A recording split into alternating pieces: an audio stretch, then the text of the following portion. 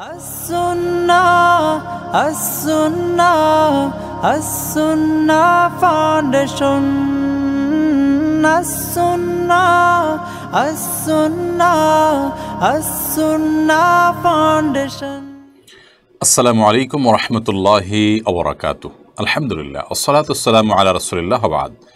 সুপ্রিয় দর্শক শ্রোতা ভাই বোন, দেশ কিংবা প্রবাস যে যেখান থেকে আমাদেরকে দেখছেন, আপনাদের সকলকে সাদর আমন্ত্রণ জানাচ্ছি আস-সুন্নাহ ফাউন্ডেশনের স্টুডিও থেকে। আপনারা দেখছেন আস-সুন্নাহ ফাউন্ডেশন আয়োজিত সাপ্তাহিক সরাসরি প্রশ্নোত্তরমূলক অনুষ্ঠান শরীআহ সমাধানের ১৯৯তম পর্ব। প্রিয় দর্শক, আগামী পর্বে ইনশাআল্লাহ আমরা ২০০তম পর্ব স্পর্শ করতে যাচ্ছি। নিঃসন্দেহে এটি আল্লাহ রাব্বুল আলামিন অনেক বড় অনুগ্রহ, অনেক বড় ইহসান যে একটি প্রোগ্রামকে ধারাবাহিকভাবে ২০০ সপ্তাহ টেনে আনা গেছে। তার মানে কয়েক বছর ধারাবাহিকভাবে প্রোগ্রামটিকে ধরে রাখা গেছে। এটি সন্দেহাতীতভাবে অনেক বড় একটি অনুগ্রহ আল্লাহ রাব্বুল আলামিনের। সেই সাথে আপনারা যারা আমাদেরকে সঙ্গ দিয়েছেন, অনুপ্রেরণা দিয়েছেন, প্রশ্ন করেছেন, লাইভে সংযুক্ত থেকেছেন, শেয়ার করেছেন এবং বিভিন্নভাবে আমাদের সঙ্গে আপনারা সংযুক্ত হয়েছেন, আমি মনে করি এটা আপনাদের জন্য অনেক আনন্দের বিষয় এবং এটার ক্রেডিট আপনাদেরও প্রাপ্য। আল্লাহ রাব্বুল আলামিন আপনাদেরকে এই জন্য সর্বোত্তম বিনিময় দান করুন। প্রিয় দর্শক, ইনশাআল্লাহ বিদিল্লাহ অন্যান্য দিনের মতো আজও আমরা ঘণ্টা ব্যাপী আপনাদের সঙ্গে থাকার এরাদা পোষণ করেছি। যদি আল্লাহ তাআলা তৌফিক দান করেন, আপনাদের জীবন ঘনিষ্ঠ যে কোনো জিজ্ঞাসা কোরআন এবং হাদিসের আলোকে তার উত্তর পাওয়ার জন্য এই পোস্টের মন্তব্যের ঘরে আপনি লিখুন। আমরা ইনশাআল্লাহ বেশি থেকে বেশি সংখ্যক প্রশ্ন উত্তর কোরআন এবং হাদিসের আলোকে দেওয়ার চেষ্টা করব ইনশাআল্লাহ তাআলা। প্রিয় দর্শক, অনুষ্ঠানটি আপনারা আমাদের ভেরিফাইড ফেসবুক পেজ, আমাদের ভেরিফাইড ইউটিউব চ্যানেল এবং আস-সুন্নাহ ফাউন্ডেশনের ভেরিফাইড ইউটিউব চ্যানেল এবং পেজ সহ অন্যান্য পেজ চ্যানেল সমূহ একযোগে দেখছেন। যে কোনো জায়গায় কমেন্ট করলে ইনশাআল্লাহ দিন আমরা সেখান থেকে আপনাদের প্রশ্ন কালেক্ট করে উত্তর দেওয়ার আপ্রাণ চেষ্টা অব্যাহত রাখব। প্রিয় দর্শক, আস-সুন্নাহ ফাউন্ডেশনের কোনো আপডেট থাকলে সাধারণত আমরা লাইভের শুরুতে সেটি জানিয়ে থাকি। আপনাদেরকে দেওয়ার মতো একটা চমৎকার আপডেট হলো যে আস-সুন্নাহ ফাউন্ডেশনের স্বাবলম্বীকরণ প্রকল্প ২০২৪ এর ঘোষণা হতে যাচ্ছে ইনশাআল্লাহ তাআলা। আমরা আশা করছি আগামী ২-১ দিনের মধ্যে আমরা ঘোষণায় যাব এবং কাজ শুরু করব। এবং এবারে আমরা শুধু রিক্সা নয়, বরং রিক্সার পাশাপাশি যে পেশার মানুষের জন্য যে জিনিসটা দিলে তার স্বাবলম্বী হওয়ার পথ সুগম হবে, আমরা ইনশাআল্লাহ বিদিল্লাহ সেই জিনিসটি তাকে দেওয়ার চেষ্টা করব।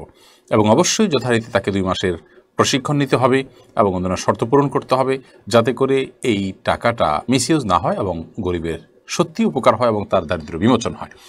ইনশাআল্লাহ সেই প্রকল্পটি যখন আমরা ঘোষণা করব, সব জেলার জন্য প্রযোজ্য থাকবে। আপনারা যার যার জেলা থেকে আপনারা আবেদন করতে পারবেন এবং আপনাদের পরিচিত অভাবী মানুষদেরকে এখানকার উপকারভোগীদের তালিকায় আনার সুযোগ কিন্তু আপনাদের হাতে থাকছে। আস-সুন্নাহ ফাউন্ডেশন যে নুরানি প্রশিক্ষণ কোরআন শিক্ষা কোর্স, এটির প্রশিক্ষকদের প্রশিক্ষণ দেওয়ার ব্যবস্থা করেছে। সেখানে ইংরেজি ভাষা এবং কোরআন শেখানো, এই দুইটা বিষয়ের উপর প্রশিক্ষণ দেওয়া হয়েছে। আবাসিক প্রশিক্ষণ কুমিল্লায় মাদ্রাসাতুস সুন্নাহর নিজস্ব ক্যাম্পাসে। আলহামদুলিল্লাহ, সেখানে আবাসিক প্রশিক্ষণে মাসব্যাপী যারা থেকেছেন এবং প্রশিক্ষণ গ্রহণ করেছেন তাদের অনেককেই ইতিমধ্যে অনেকগুলো স্কুল, অনেকগুলো প্রতিষ্ঠান নিয়ে গেছে। আপনাদের কোনো প্রতিষ্ঠানে যদি এরকম কোনো শিক্ষকের প্রয়োজন হয়, সেক্ষেত্রে আপনারা এখনও আবেদন করার সুযোগ আছে। এবং আস-সুন্নাহ ফাউন্ডেশন স্কিল ডেভেলপমেন্ট ইনস্টিটিউটের অধীনে আলহামদুলিল্লাহ ইতিমধ্যে আমাদের নতুন ব্যাচ শুরু হয়ে গেছে এবং পুরাতন ব্যাচের সবারই প্রায় অল্প কয়েকজন বাদে বাকি সবারই চাকরি হয়ে গেছে আলহামদুলিল্লাহ। এবং মেয়েদের যে প্রশিক্ষণ, স্মার্ট টেলারিং প্রশিক্ষণ চলছে আলহামদুলিল্লাহ, সেটি সমাপ্ত হলে আমরা আশা করছি আমাদের মা বোনদের থেকে ভালো কিছু আমরা পাবো এবং তাদের দারিদ্র্য বিমোচন হবে। আস-সুন্নাহ ফাউন্ডেশনের কার্যক্রমের সাথে আপনাদের সম্পৃক্ততা, এটা আমাদের অনুপ্রাণিত করে। আপনাদের দোয়া আমাদের সঙ্গে ইনশাআল্লাহ বিদিল্লাহ, আপনারা আমাদের সাথে থাকবেন, আমাদের অনুপ্রাণিত করবেন। জাযাকুমুল্লাহু খায়রা। চলুন আর বিলম্ব না করে প্রশ্নোত্তরের আলোকিত ভবনে আমরা প্রবেশ করি। ইতিমধ্যে অনেক প্রশ্ন আমাদের কাছে চলে এসেছে এবং অনেকে আমার স্বাস্থ্য বিষয়ে জানতে চাচ্ছেন। আলহামদুলিল্লাহ, আল্লাহ তাআলা আমাকে আগের তুলনায়, আল্লাহর ইচ্ছায় আল্লাহ তাআলা আমাকে বেশ খানিকটা ভালো রেখেছেন। এখনও আরও বেশ কিছুদিন লাগবে পুরোপুরি কিউর হতে, সেটা যেন হয় আল্লাহ তাআলা সেই তৌফিক দান করেন। আপনারা দোয়া করবেন। ইতিমধ্যে আপনারা বহু মানুষ দোয়া করেছেন, আপনাদেরকে আল্লাহ উত্তম বিনিময় দান করুন। কিন্তু আমি আরও দোয়ার মুহতাজ, যাতে আল্লাহ পরিপূর্ণ শিফা দান করেন এবং আর যেন কোনো কষ্টের কারণ না হয়, সে দোয়াটি আপনারা করবেন। জাযাকুমুল্লাহ খায়র। চলুন আমরা যে সমস্ত প্রশ্ন পেয়েছি সেগুলোর উত্তর দেওয়া শুরু করি। জুবাইর আহমদ আপনি লিখেছেন, হুন্ডি ঠেকাতে এবং ক্রমবর্ধমান ডলার সংকট রোধ করবার জন্য রেমিটেন্সের উপর প্রণোদনা বাড়ানো হয়েছে। বিদেশ থেকে টাকা পাঠালে যে অতিরিক্ত প্রণোদনা দেওয়া হয়, এটা গ্রহণ করা জায়েজ হবে কিনা? এর আগে সরকার বিদেশ থেকে যে টাকা পাঠানো হতো ব্যাংকিং চ্যানেলে, সেটার উপরে 2.5% প্রণোদনা দিতে, অর্থাৎ যে টাকা পাঠানো হতো তার সাথে শতকরা 2.5% করে অতিরিক্ত দেওয়া হতো, এবং সেটি এখন ডাবল করে 5% করা হয়েছে। অর্থাৎ আমি 100 টাকা পাঠালে অতিরিক্ত 5 টাকা আমি পাচ্ছি। তো এই যে অতিরিক্ত টাকাটা গভর্নমেন্ট দিচ্ছে 2.5%কে বাড়িয়ে আবার সেটাকে 5% করেছে, এটি সম্পূর্ণ হালাল আমাদের জন্য, আমাদের প্রবাসী ভাই বোনদের জন্য। তারা এটি গ্রহণ করতে কোনো দ্বিধা করার কোনো প্রয়োজন নেই, এবং ব্যাংকিং চ্যানেলে টাকা পাঠিয়ে তারা এই প্রণোদনা গ্রহণ করতে পারে। শরিয়া দৃষ্টিকোণ থেকে কোনো সমস্যা নেই, কারণ এটি সুদ নয়। অনেকে অহেতুক এটিকে ভয় করেন, মনে করেন যে এটি সুদের অন্তর্ভুক্ত হতে পারে। মূলত এটি সুদ হওয়ার কোনো কারণ নেই। ব্যাপারটি এরকম যে আপনি যে কোনো একটি ভালো কাজ করলে আমি আপনাকে উপহার হিসেবে এটা দিলাম, এরকম ব্যাপারটা। অর্থাৎ আপনি হুন্ডিতে টাকা পাঠালে সেটা স্মাগলারদের হাতে, সেটা চোরাকারবারিদের হাতে, সেটা মানি লন্ডারিংয়ের সাথে জড়িতদের হাতে চলে যেতে পারে, এবং সেখান থেকে অনেক অন্যায় কাজ হওয়ার সমূহ আশঙ্কা অনেক জোরালো। তো সেই সব কাজ থেকে আপনাকে বাঁচাবার জন্য, আপনি যেন কোনো অন্যায়ের সহযোগী না হন, সেজন্য আপনাকে ব্যাংকিং চ্যানেলে টাকা পাঠাতে উৎসাহিত করা হয়। তাছাড়া ব্যাংকিং চ্যানেলে টাকা পাঠানোর মাধ্যমে আপনার নিজেরও ট্যাক্স ফাইলে আপনি এটা প্রদর্শন করতে পারবেন, যেটা রেমিটেন্স এবং বাহির থেকে আনা টাকা, সেটার সুবিধা আপনি ভোগ করবেন। তো সব মিলিয়ে আপনাকে একটা ভালো কাজের জন্য উপহার বা পুরস্কার দেওয়া হচ্ছে, প্রণোদনা দেওয়া হচ্ছে, উৎসাহিত করা হচ্ছে, এটা সম্পূর্ণ হালাল। আপনাকে যে কোনো ভালো কাজের জন্য আমাকে ভালো কাজের জন্য আপনি উপহার দিতে পারেন, পুরস্কার দিতে পারেন, এটার মধ্যে হারাম হওয়ার কোনো কারণ থাকতে পারে না। মাকসুদুল হক আপনি লিখেছেন, সম্প্রতি ভৈরবে ভয়াবহ ট্রেন দুর্ঘটনায় অনেক মানুষ হতাহত হলো। এই ধরনের দুর্ঘটনায় আহতদের জন্য এবং নিহতদের পরিবারের জন্য রাষ্ট্রীয় করণীয় কি? ইসলাম এ ব্যাপারে কি নির্দেশনা দেয়? ভাই মাকসুদুল হক, কদিন পরপরই আমাদের দেশে এই ধরনের ভয়াবহ দুর্ঘটনা আমরা একের পর এক দেখতে পাই। খুবই দুঃখজনক যে এগুলোর কোনো পরিবর্তন, অর্থাৎ এগুলোর হার কমা অথবা এগুলো বন্ধ হওয়ার কোনো নাম নিশান আমরা দেখি না। খুবই দুর্ভাগ্যজনক একটা বিষয় হলো, আমরা এমন একটা জনপদে বসবাস করছি, এমন একটা দেশে বসবাস করছি, এমন একটা রাষ্ট্রে বসবাস করছি, যেখানে আসলে অনিয়ম, বিশৃঙ্খলা এগুলো যেন নিত্য নৈমিত্তিক ব্যাপার। এখানে আপনার সিন্ডিকেট বলতে যে জিনিসটা আছে, সেটি আমরা সবাই জানি যে সিন্ডিকেট ফেরেশতারা এসে করছে না, বা মানে বাহিরের দেশ থেকে ডাকাতরা এসে করছে না, এই দেশের কিছু মানুষ সিন্ডিকেট করছে। এটাকে আমাদের দায়িত্বশীলরা আজও পর্যন্ত কন্ট্রোল করতে পারেনি, যার কারণে কৃষক ক্ষতিগ্রস্ত হচ্ছে, আবার ভোক্তা ক্ষতিগ্রস্ত হচ্ছে। ভোক্তা বেশি দাম দিয়ে কিনছে, আর কৃষক ঠিকই অনেক কম দাম পাচ্ছে। মাঝখান থেকে এই সমস্ত সিন্ডিকেটের অসাধু লোকগুলো, খারাপ মানুষগুলো, তারা তাদের টাকাগুলো তুলে নিচ্ছে, মানুষের পকেট থেকে হাতিয়ে নিচ্ছে। তো এইভাবে নানা রকমের অপরাধ আমাদের সমাজে আজ চলছে। খাদ্যের নামে বিষ সর্বত্র ছড়িয়ে আছে। আমরা কি খাচ্ছি প্রতিটা জিনিস নিয়েই আমাদের সংশয় সন্দেহে থাকতে হয়। ক্যান্সার, হার্ট অ্যাটাক এবং আপনার কিডনি রোগী এত পরিমাণ বাড়ছে দেশে যে ভয়াবহ থেকে ভয়াবহতর। ডেঙ্গুতে শত শত মানুষ মারা যাচ্ছে, কিন্তু দেখবার যেন কেউ নেই। অর্থাৎ কোনো একটা সেক্টর থেকে, যে পৃথিবীর অনেক উন্নত দেশে যে খাদ্যের ব্যাপারে তারা জিরো টলারেন্সে, কোনো খাদ্যের ব্যাপারে আপনাকে টেনশন করতে হবে না। অনেক অনুন্নত দেশও আছে যে খাদ্যের ব্যাপারে তারা জিরো টলারেন্সে। তো আমাদের প্রত্যেকটা বিষয়, ট্রেন দুর্ঘটনার কথা আপনি বলেছেন, সেখান থেকে আমি অন্যদিক চলে গেলাম, মূল জায়গায় ফিরে আসি। এই দুর্ঘটনাগুলো ঘটে, মানুষ মারা যায়, এগুলোর দায়িত্ব কেউ নেয় না। মানে এর চাইতে লজ্জাজনক কোনো অধ্যায় আর হতে পারে না। তো এই দুর্ঘটনায় যে সমস্ত মানুষগুলো মারা যান, তাদের দায়ভার কাউকে না কাউকে, তাদের রক্তের তো কোনো মূল্য দেয়া যায় না, কিন্তু একটা সিম্বলিক মূল্য তার পরিবারকে দিতে বাধ্য ইসলামের শরিয়াত দৃষ্টিকোণ থেকে। কেউ না কেউ দিতে বাধ্য, কেউ না কেউ তো এর জন্য দায়ী। যিনি দায়ী, যে বা যারা দায়ী, তিনি দিবেন। এখন যদি চালক দায়ী হন, তাহলে সেক্ষেত্রে চালকদের অ্যাসোসিয়েশনকে বাধ্য করা হবে দিতে, অথবা তাদের কোনো ফোরাম থাকলে সেই ফোরামকে বাধ্য করা হবে দিতে। যদি মালিক পক্ষ দায়ী থাকে, তাহলে মালিক পক্ষকে বাধ্য করা হবে দিতে, এবং প্রয়োজনে তার পুরো কোম্পানি সেল করে সে দিবে। প্রয়োজনে সে জেলে যাবে, মৃত্যু পর্যন্ত জেলে থাকবে না দিতে পারলে, এটা তার শাস্তি। কিন্তু কাউকে না কাউকে দায়িত্ব নিতে হবে। কিন্তু একের পর এক দুর্ঘটনা ঘটে, শত শত মানুষ মারা যায়, মাছের মায়ের পুত্র সুখ নেই। বাংলাদেশে এত মানুষ, যে কতজন মরল, কতজন বাঁচলো, এটার জন্য যেন দেখবার কেউ নেই। তো যাই হোক, ইসলামী শরিয়াত দৃষ্টিকোণ যদি আপনি আমার কাছে জানতে চান, তো আমি বলবো ইসলামী শরিয়া বলে যে এই সমস্ত ক্ষেত্রে দায়িত্ব কাউকে না কাউকে অবশ্যই নিতে হবে। কোনো জীবন চলে যাবে আর কেউ দায়িত্ব নিবে না, এটা হতে পারে না। কিন্তু আমাদের দেশে এই ধরনের ঘটনাগুলো একের পর এক ঘটছে এবং কোনোভাবে এগুলো নিয়ন্ত্রণ করা যাচ্ছে না। তার অন্যতম প্রধান কারণ হলো এগুলোর কোনো দৃষ্টান্তমূলক শাস্তি হচ্ছে না, এর জন্য কাউকে দায়িত্ব নিতে বাধ্য করা হচ্ছে না। এই অনিয়ম এবং এই বিশৃঙ্খলার মধ্য থেকে আমরা কবে বের হতে পারবো, কবে নিষ্কৃতি পাবো, একমাত্র হাকামুল হাকিম রব্বুল আলামিন জানেন। আল্লাহ তাআলা আমাদেরকে সেই তৌফিক দান করুন, আমরা যেন এই গড্ডালিকা থেকে বেরিয়ে একটা সুশৃঙ্খল সমাজ পেতে পারি। এবং যে মানুষগুলো মারা গেলেন, আমরা দোয়া করি তাদেরকে আল্লাহ তাআলা শাহাদাতের মর্যাদা দান করুন। তাদের যে পরিবার, তাদের যে অপূরণীয় ক্ষতি হলো, আল্লাহ রাব্বুল আলামিন তাদেরকে সান্ত্বনা নসিব করুন এবং তাদের ক্ষতি পুষিয়ে নেওয়ার সর্বোত্তম বিকল্প তাদেরকে পাওয়ার তৌফিক আল্লাহ তাআলা দান করুন। এমনি শামীম হোসেন আপনি লিখেছেন, মসজিদের ইমাম সাহেবকে হুজুর বলা যাবে কিনা? হুজুর বলাতে কোনো অসুবিধা নেই। আমরা অনেকে এটা নিয়ে অহেতুক বাড়াবাড়ি করি।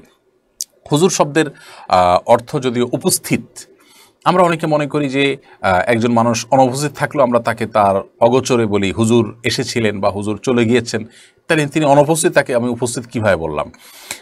এগুলো আসলে একেবারেই অমূলক কথা। কারণ হলো আসলে কোনো শব্দ দ্বারা যখন একটা বিশেষ মিনিং পরিভাষায় নেওয়া হয়, তখন এই শব্দের মূল অর্থ কি সেটা আর বিবেচ্য থাকে না। অর্থাৎ হুজুর বলতে এখানে একজন আলেম, একজন দিনদার, একজন ধার্মিক মানুষ, সম্মানীয় মানুষ, বাস এটুকুই উদ্দেশ্য হয়ে থাকে। এখানে উপস্থিত অনুপস্থিতির ব্যাপারটা একেবারে গৌণ থাকে। আমরা অনেক কথা বলি যেগুলোর শব্দের অর্থ যদি খুঁজতে যাই তাহলে দেখা যাচ্ছে শব্দের অর্থ কিছুই পাওয়া যাবে না, কিন্তু এটা দ্বারা যেটা বোঝাতে চাই সেটা পাওয়া গেলেই হলো। অতএব হুজুর বলতে আমরা বোঝাই যেটা, সেটা হলো মূল। ইন্নামাল আমালু বিন্নিয়াত। আমি কি উদ্দেশ্যে হুজুর বলছি হলো একজন আলেম, একজন দিনদার মানুষকে বোঝাবার জন্য, জাস্ট। অতএব হুজুর শব্দের অর্থ সেটাই, তো সেটা হতে কোনো অসুবিধার কিছু নেই। অনেকে বলে যে হুজুর শুধুমাত্র বলা যাবে হযরত মুহাম্মদ সাল্লাল্লাহু আলাইহি সাল্লামকে, এটা আরও আতলামি বলা যেতে পারে। আমরা অনেকে এটাকে বেশ আপনার জোর গলায় দাবি করে থাকি। নবী করিম সাল্লাল্লাহু আলাইহি সাল্লামকে কোরআন হাদিসে কোথাও হুজুর বলাই হয় নাই। ওনাকেও যে হুজুর বলা হয় সেটাও আপনার এ অর্থে যে ধার্মিকদের আপনার গোড়া মূল তিনি, আলেমদের মূল তিনি, সেই জায়গা থেকে তাকে হয়তো হুজুর বলা হয়। কিন্তু তারপরেও হুজুর এই উপাধি না বলে তিনি আল্লাহ রসুল, আল্লাহর হাবিব, আল্লাহর নবী এরকম উপাধিতে বলাই তাকে উচিত। বরং তাকে হুজুর না বলে তার যে উপাধি আছে সেগুলো তাকে বলা উচিত। কিন্তু আমরা অনেকে মনে করি তাকে হুজুর হুজুর সাল্লাল্লাহু আলাইহি সাল্লাম বলা হয়, সেজন্য অন্য কাউকে আর বলা যাবে না। এটা একেবারেই ভুল ধারণা। সুমাইয়া সাদ্দাম এই আইডি থেকে আপনি লিখেছেন, আমার এক আত্মীয় আমার অজান্তে আমার একটি ছবি টিকটকে ছেড়ে দিয়েছে। বর্তমানে তার টিকটক আইডিটি হ্যাক হয়ে গেছে, ছবিটা ডিলিট করা হয়নি। আমার এখন করণীয় কি? প্রথম কথা হলো যে এটি যদি আপনার কোনো স্বেচ্ছায় না হয়ে থাকে, আপনার ছবি সে কোনোভাবে কালেক্ট করে দিয়ে দিয়েছে, তাহলে এক্ষেত্রে তো আপনার দায় নাই, দায়টা সম্পূর্ণ তারপরও আপনি কোনোভাবে কোনো টেকনোলজিতে যদি সম্ভব হয় এটাকে রিমুভ করার আপনি চেষ্টা করবেন, কিন্তু না করতে পারলে আপনার কোনো গুনাহ হবে না। আর যদি আপনি স্বেচ্ছা তাকে দিয়ে থাকেন বা সেটা পোস্ট করেছে, আপনি জানতেন, আপনি সেটাকে সমর্থন করতেন, এই টাইপের ব্যাপার হয়, তাহলে সেক্ষেত্রে দায়িত্ব আপনার উপর আসেই। কিন্তু এখন যেহেতু সেটি আপনার হাতের নাগালে হয়ে গেছে, এখন আল্লাহর কাছে তওবা করা, মাপ ছাড়া জীবনে আর কখনো এরকম ভুল হবে না। এটা করা ছাড়া আর কোনো করণীয় নেই। এবং এক্ষেত্রে একই কথা প্রযোজ্য যে আপনার যদি সেই ছবিকে রিমুভ করার কোনো ওয়ে থাকে, আপনি সেই চেষ্টা করতে পারেন। মোহাম্মদ আলী আপনি লিখেছেন, আমি যখন ছোট তখন একবার আম্মু ও আমার খালা একসাথে ঘুমিয়েছিলেন। ঘুম থেকে উঠে দেখেন আমি আমার খালার কোলে আর খালাতো বোন আমার আম্মুর কোলে। এখন আমার আম্মু ও খালা বলতে পারেন না যে ওই সময় দুধ খাওয়া হয়েছে কিনা। এক্ষেত্রে আমি তার খালাতো বোনের সঙ্গে দুধপানজনিত ভাই বোনের সম্পর্ক হয়েছে কিনা, আমি আর খালাতো বোনের সঙ্গে দুধপানজনিত ভাই বোনের সম্পর্ক হয়েছে কিনা। ভাই মোহাম্মদ আলী, যেহেতু আপনার মা কিংবা খালা কেউ নিশ্চিত করে বলতে পারছেন না যে উভয় বাচ্চাকে, অর্থাৎ আপনাকে, আপনার খালাতো বোনকে একে অন্যে দুধ পান করিয়েছেন কিনা, আপনার মা আপনার খালাতো বোনকে আর আপনাকে আপনার খালা দুধ পান করিয়েছেন, এই কথা কেউ যেহেতু বলতে পারছেন না, অতএব আপনাদের মধ্যে দুধ ভাই বোনের কোনো সম্পর্ক হয়নি। কারণ সন্দেহপূর্ণ কোনো বিষয় দিয়ে কিছু প্রমাণ হয় না। এবং সবচেয়ে বড় কথা হলো যে ইসলামী ফিকহের একটা বড় মূলনীতি হলো যে আল ইয়াকিন লা ইয়াজুলু বিশাক। আপনাদের মধ্যে কোনো দুধ সম্পর্ক ছিল না, এটা নিশ্চিত।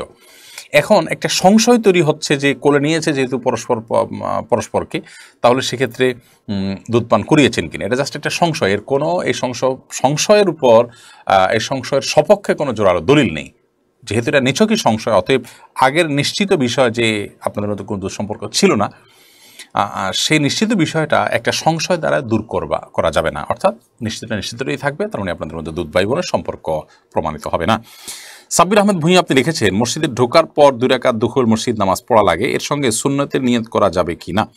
মসজিদে ঢোকার পর যে দুখুল মসজিদ নামাজ আপনি পড়বেন, সেটাকে চাইলে আপনি 2 রাকাত সুন্নতের নিয়তের সাথে ইনক্লুড করতে পারেন, এই সুযোগ আছে। আপনার হাতে সময় থাকলে আপনি আগে দুখুল মসজিদ পড়ে তারপর 2 রাকাত সুন্নতের নিয়ত করবেন, এটা সবচেয়ে উত্তম। আর যদি আপনার হাতে সময় কম থাকে অথবা আপনি চান যে আমি 2 রাকাত নামাজই পড়বো, সুন্নতেরও নিয়ত করবো, আবার দুখুল মসজিদের নিয়ত করবো, সেটি চাইলে আপনি করতে পারেন এবং উভয়টি আদায় হবে ইনশাআল্লাহ তাআলা। এরপরে ফারজানা ইমা আপনি লিখেছেন, কোরআনে বাবা মায়ের জন্য দোয়া আছে, দাদা দাদি নানা নানির জন্য কোনো নির্দিষ্ট দোয়া আছে কি না? দেখুন, কোরআনে কারিমে আমাদেরকে যে আল্লাহ রাব্বুল আলামিন মা বাবার জন্য দোয়া করতে বলেছেন, এই দোয়া মূলত আমাদের সকল পূর্বপুরুষদেরকে যখন আমরা শামিল করব তখন সকলের জন্য কিন্তু আপনার দোয়াটা হয়ে যাবে। আবার একইভাবে মার কথা যখন আমরা বলবো তখন আমাদের যারা পূর্বে চলে গেছেন তাদের সবার জন্য যখন দোয়া করব সেটা ইনশাআল্লাহ বিদিনিল্লাহ সবাইকে শামিল করবে। আল্লাহ নবী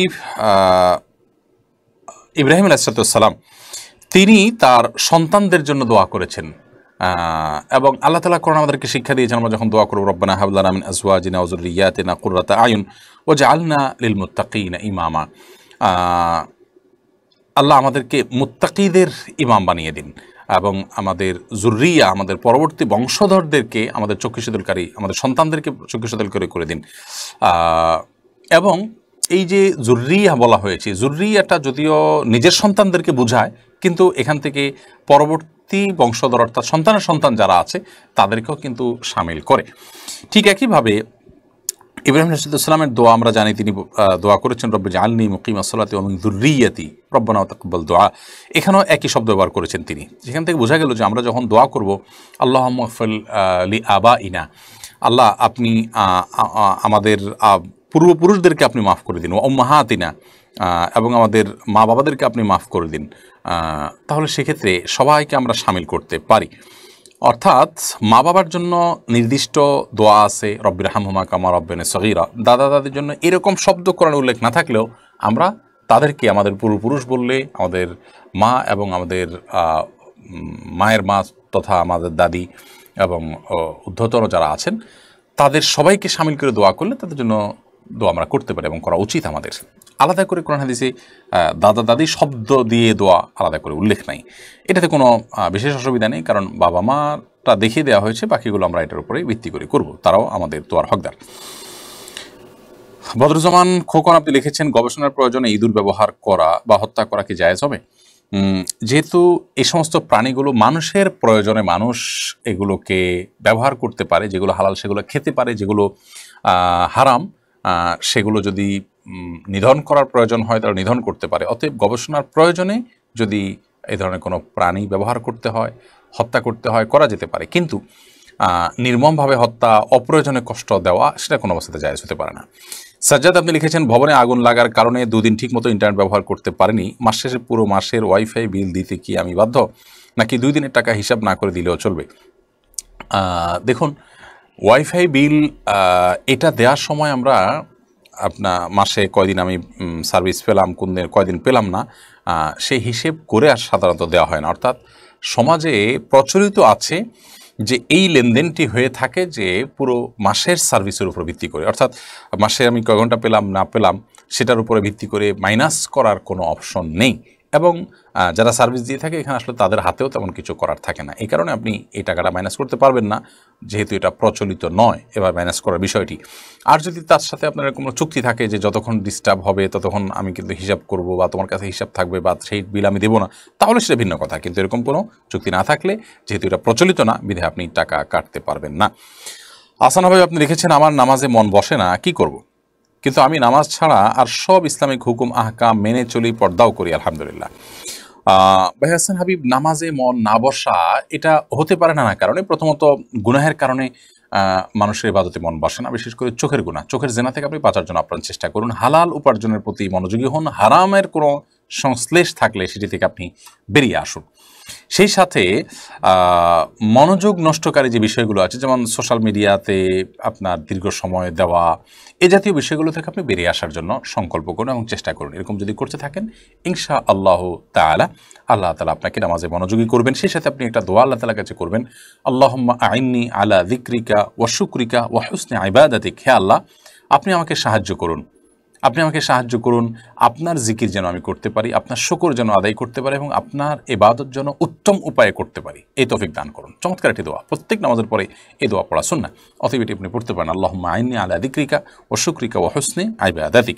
সেই সাথে নামাজে আপনি দীর্ঘ সময় ব্যয় করার চেষ্টা করবেন, অর্থাৎ 4 রাকাত নামাজ যদি আপনার সাধারণত 5-7 মিনিট লাগে, তো আপনি ইচ্ছাকৃত রুকু সিজদা প্রত্যেকটা রোকনকে একটু দীর্ঘ করার চেষ্টা করবেন এবং সেটাকে 10-12 মিনিট আবার পারলে আর একটু লম্বা করার চেষ্টা করবেন। যত লম্বা করবেন তত আপনার মনোযোগ অটোমেটিকলি ইনশাআল্লাহ আসতে থাকবে।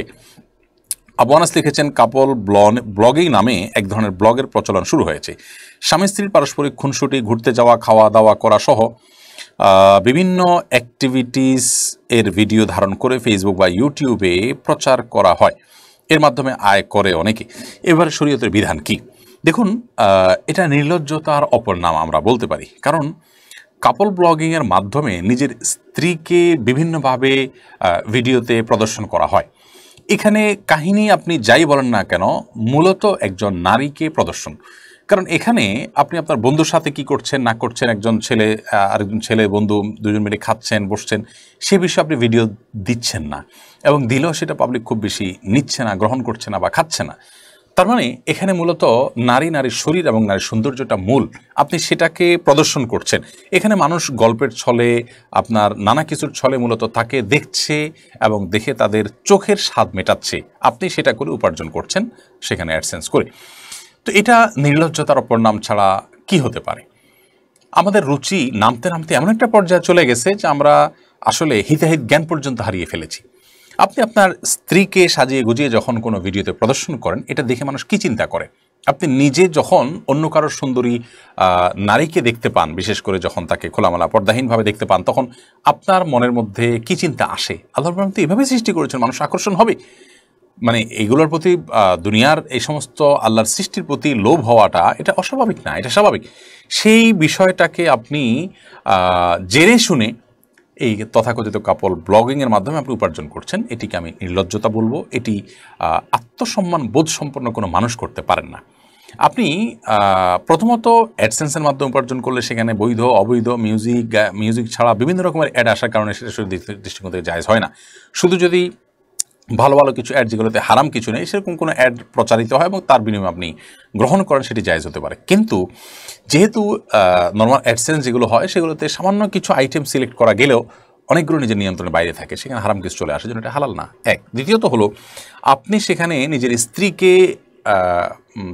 তাকে প্রদর্শন করে একরকম বলতে পারেন যে তার সৌন্দর্য বা তার চেহারা, তাকে আপনি কি বলা যেতে পারে, তার শরীরটাকে আপনি দেখিয়ে টাকা নিচ্ছেন, টাকা উপার্জন করছেন। তাহলে দুইটা হারাম দিকে এখানে থাকছে।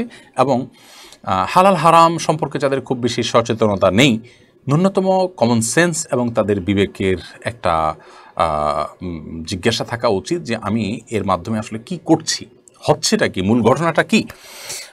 নারীকে এখন আমরা দেখি বিভিন্ন জায়গায় ব্যবহার করা হচ্ছে। আপনারা দেখবেন যে আফগানিস্তানে নারীদের পড়াশোনা নিয়ে যারা খুব বেশি সোচ্চার ছিল, তাদের অধিকার নিয়ে অনেক কথা বলতো। গাজায় বহু আপনার গর্ভবতী নারীদের আপনার গর্ভখালাস সঠিক প্রক্রিয়া করা যাচ্ছে না, অপারেশন করা যাচ্ছে না, অ্যানেস্থেসিয়ার অভাবে হসপিটালে বোমা হামলা করা হচ্ছে। এখানে কিন্তু নারীদের মুক্তি নিয়ে তেমন কোনো আওয়াজ তাদের মুখে নেই।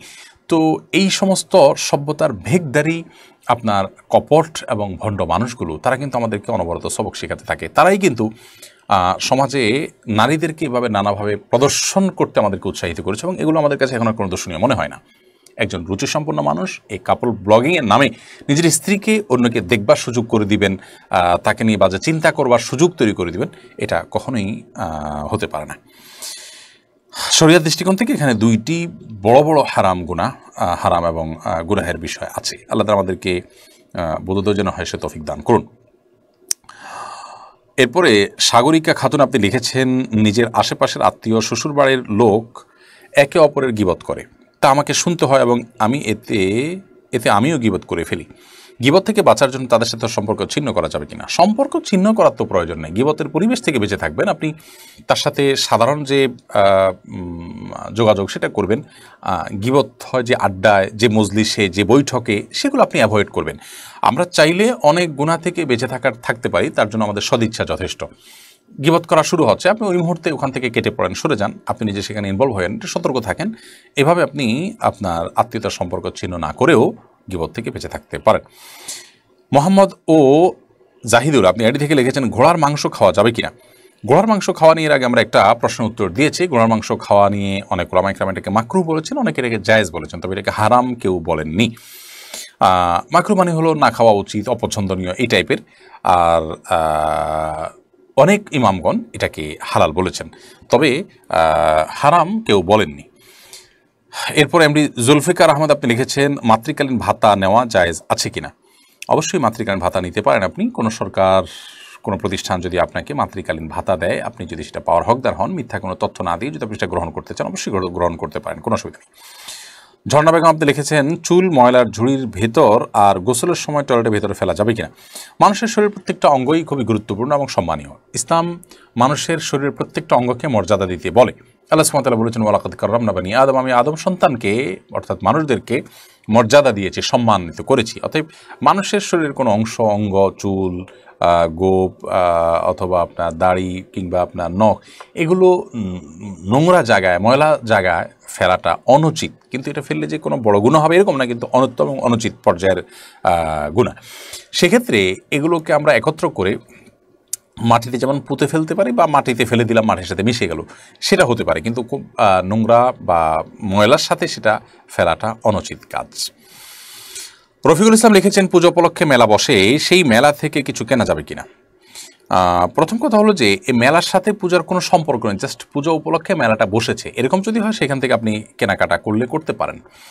যদি এমন হয় যে ওই মেলাতেই পুজো হয়, আপনি সেখানে যাওয়া আর পুজো যাওয়া অলমোস্ট কাছে, অর্থাৎ পুজো জমজমাট হলো, পুজোর শিরকের কাজে কোনো প্রকার সহযোগিতাই হলো পরোক্ষভাবে, দলভারই হলো অ্যাটলিস্ট, এরকম যদি হয় তাহলে সেটা সেখানে গিয়ে কোনো কিছু কেনাকাটা জায়েজ হবে না।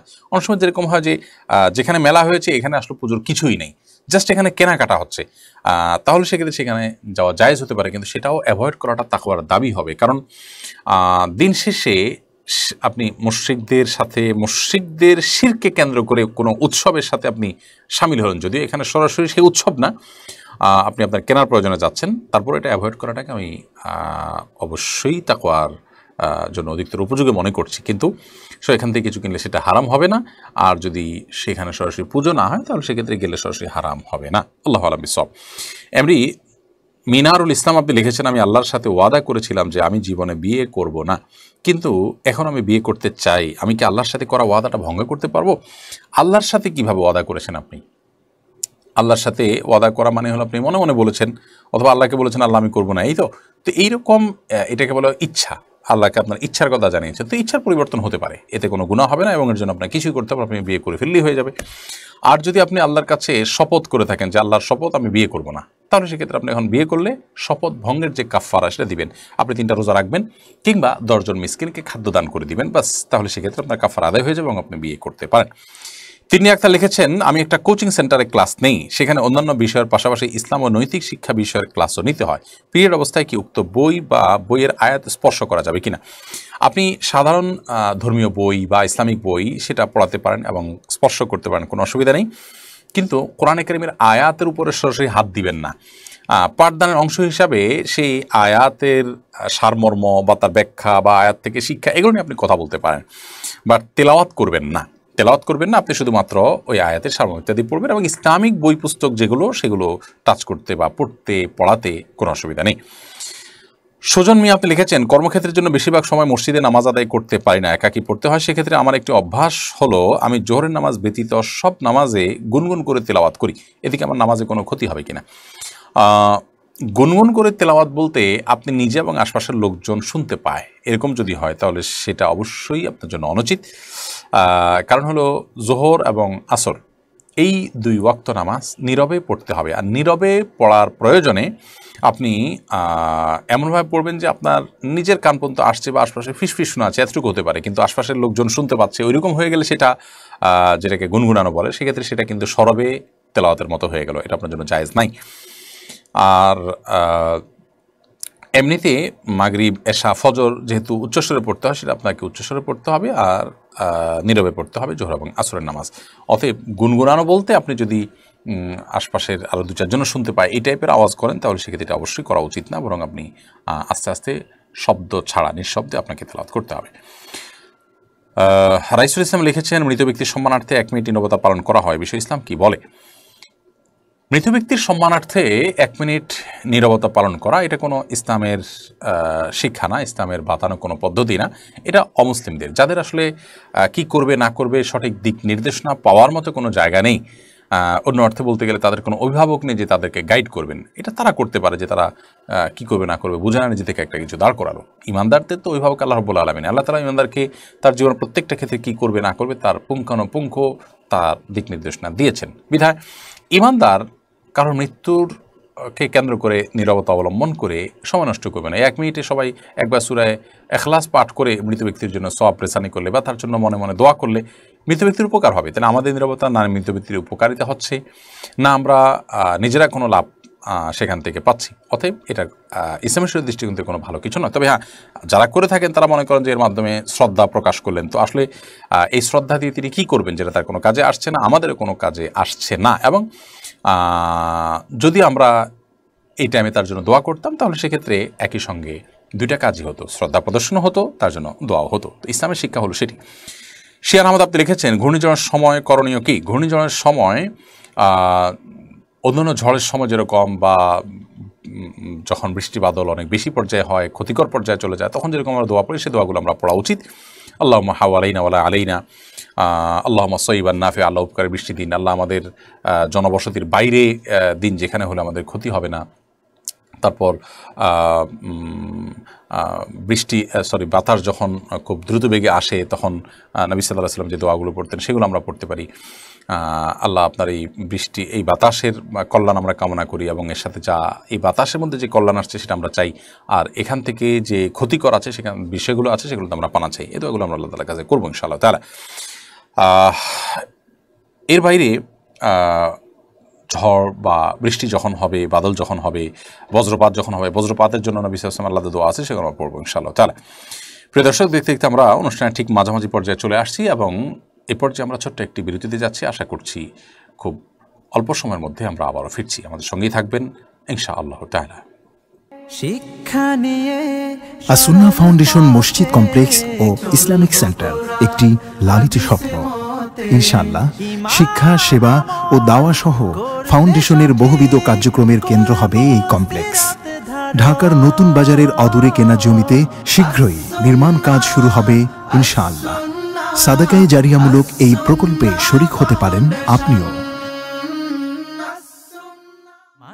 অসহায় দরিদ্রদের দারিদ্র্য দূরীকরণ ও স্বাবলম্বীকরণের লক্ষ্যে আসুন্নাহ ফাউন্ডেশন পরিচালনা করছে স্বাবলম্বীকরণ প্রকল্প। স্বাবলম্বীকরণ প্রকল্পের আওতায় এ যাবৎ প্রায় 3000 মানুষকে প্রশিক্ষণ ও স্বাবলম্বীকরণ উপকরণ প্রদান করা হয়েছে। আপনার জাকাতের অর্থে স্বাবলম্বী হতে পারে অসহায় দরিদ্র মানুষ। আসুন্নাহ ফাউন্ডেশনের জাকাত তহবিলে জাকাত পাঠাতে ভিজিট করুন www.asunnahfoundation.org/donate/zakat। প্রিয় দর্শক, বিরতির পর আবার আপনাদেরকে স্বাগত জানাচ্ছি আমাদের রায় সমাধান অনুষ্ঠানে। বিরতির আগে আমরা ঘূর্ণিঝড়ের সময় করণীয়কে প্রশ্ন উত্তর দিয়েছি। প্রশ্ন করেছিলেন শিয়ান আহমদ। এখন আমি প্রশ্ন দেখতে পাচ্ছি এমডি রুহুল আমিন আপনি লিখেছেন রেকর্ডেড আজান দিলে কি আজান হবে কিনা? রেকর্ডেড আজান দিলে আজান দেওয়ার যে নির্দেশনা শরীয়তের আছে সেটি আদায় হবে না। এর জন্য অবশ্যই আমাদেরকে লাইভ আজান দিতে, অর্থাৎ কাউকে আজান দিতে হবে। আপনি রেকর্ডেড আজান দিলে সেক্ষেত্রে আজান দেওয়ার যে দায়িত্ব সুন্নাহ সেটা পালন হবে না, বিধায় আমাদেরকে আজান দিতে হবে। আর যদি রেকর্ডেড আজান আমরা শুনি তাহলে সেক্ষেত্রে তার জবাব দিতে হবে কিনা। সৌদি আরবের সর্বোচ্চ পরিষদের অন্যতম সদস্য শেখ ইবনে উসাইমিন রাহিমাহুল্লাহ তার এক ফতোয়া তিনি বলেছেন যে বাহ্যিকভাবে বোঝা যাচ্ছে যে যদি কেউ রেকর্ডেড আজান শুনে তাহলে আজান শুনলে যে জবাব দিতে হয়, দেওয়ার যে সুন্নাহ রয়েছে, এই রেকর্ড আজানের ক্ষেত্রে সেটি প্রযোজ্য হবে না। তবে লাইভ আজান হলে সেক্ষেত্রে সেটি প্রযোজ্য হবে। লাইভ আজান যেখান থেকেই সম্প্রচারিত হোক না কেন সেটার জবাব আমরা দিব ইনশাআল্লাহ তাআলা। আবু তাহের আপনি লিখেছেন আমি সিঙ্গাপুরে আছি, এখানে কেবলা কোন দিকে সেটা বোঝা যায় না, করণীয় কি? কেবলা বোঝা যাবে না এখন পৃথিবীর যে কোনো জায়গা থেকে, এটা তো হওয়ার কথা নয়। আপনি কেবলা ফাইন্ডার যে সমস্ত অ্যাপ আছে সে সমস্ত অ্যাপ এর সাহায্যে কেবলা ফাইন্ড করতে পারেন, কেবলা বের করতে পারেন। আশপাশের মসজিদ বা মুসলমানদের সাথে যোগাযোগ করলেও সেটি আপনি করতে পারেন। মানুষকে জিজ্ঞেস করতে পারেন যে ওখান থেকে বিশেষ করে কাবা কোন দিকে। কাবা যদি পশ্চিম দিকে হয় তাহলে জিজ্ঞেস করবেন পশ্চিম কোন দিকে, যে কেউ আপনাকে দেখা দিবে। আর কেবলার একেবারে একজাক্ট বহু কাবার বরাবর হতে হবে এটা না সম্ভব না জরুরি। অতএব কাবা যেদিকে জাস্ট ওই দিকে, কাবাটা যদি উত্তর হয় উত্তর দিকে, দক্ষিণ হলো দক্ষিণ দিকে, জাস্ট ওই দিকে ফিরে আমরা সালাত আদায় করবো। আর ওই দিকটাতে ফিরে সালাত আদায় করার জন্যই কিন্তু আল্লাহ তাআলা আমাদেরকে নির্দেশ করেছেন। বিধায় আপনি আশপাশে মানুষের সহায়তা নিলে কিংবা কেবলা ফাইন্ডের জন্য যে সমস্ত অ্যাপগুলো আছে সেগুলোর সহায়তা নিয়ে আপনি কেবলা নিরূপণ করতে পারবেন। সাদিয়া আফরিন রিয়া আপনি লিখেছেন, আমার ডাকনাম রিয়া, যা নেতিবাচক অর্থবহ হয়, এখন করণীয় কি? দেখুন, রিয়া মানে হলো প্রদর্শন করা। এই প্রদর্শন করা এই অর্থের কারণে রিয়া নাম রাখলেই গুনাহ হবে, ব্যাপারটা এরকম না। রিয়া